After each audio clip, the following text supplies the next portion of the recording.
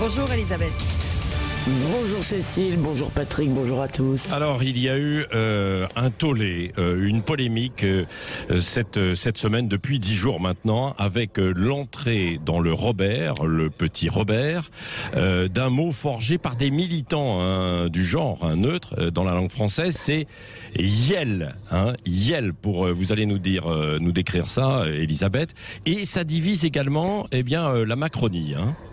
Oui, alors pour les auditeurs qui auraient raté les derniers délires progressistes, yel, c'est un pronom non genré qui désigne ceux qui ne se définissent comme non binaires, c'est-à-dire ni homme ni femme. Donc yel, c'est ni il ni elle.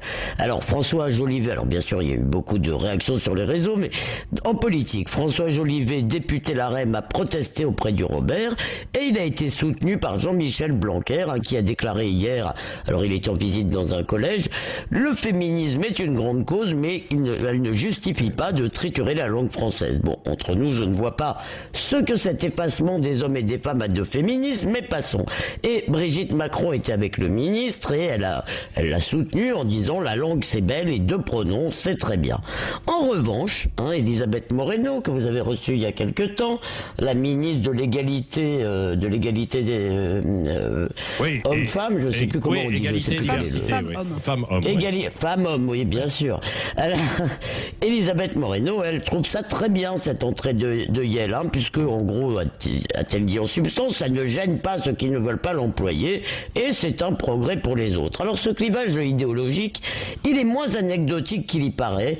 Le problème, c'est qu'on se demande parfois si la ligne de fracture ne passe pas dans le cerveau d'Emmanuel Macron avec le fameux « en même temps ». Oui, alors, où est le problème? Parce que, finalement, si je reprends Elisabeth Moreno que vous avez cité là, personne n'est obligé.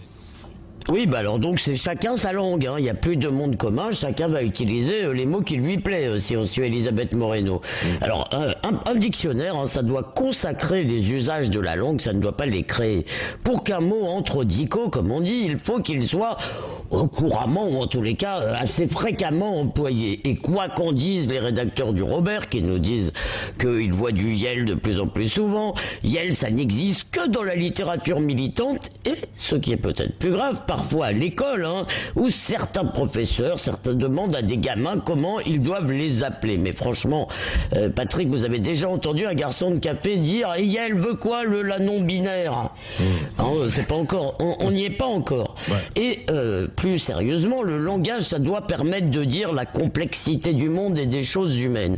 Et Orwell l'a très bien montré dans 1984, la subversion du langage est toujours au service d'une entreprise totalitaire de remodelage du réel. On change les mots pour changer les choses. Et yel, en l'occurrence, ça fait partie de l'offensive woke contre la différence des sexes. Ça signifie que l'humanité n'est pas composée, contrairement à ce que vous croyez, d'hommes et de femmes. Or, même les transsexuels qui veulent changer de sexe, ils s'identifient bien à l'un ou l'autre sexe, puisqu'ils veulent devenir soit homme, soit femme. Non, eh bien non, pour nos nouveaux progressistes, chacun est ce qui lui plaît, c'est la grande fluidité. Alors moi, je vous laisse. Aujourd'hui, je veux être un lion et je mangerai bien une gazelle. Bah, tiens donc, oui. Voilà. Elisabeth Lévy sans interdit. On y reviendra d'ailleurs, Elisabeth, si vous voulez. Et si vous voulez réagir au 0826 300 300.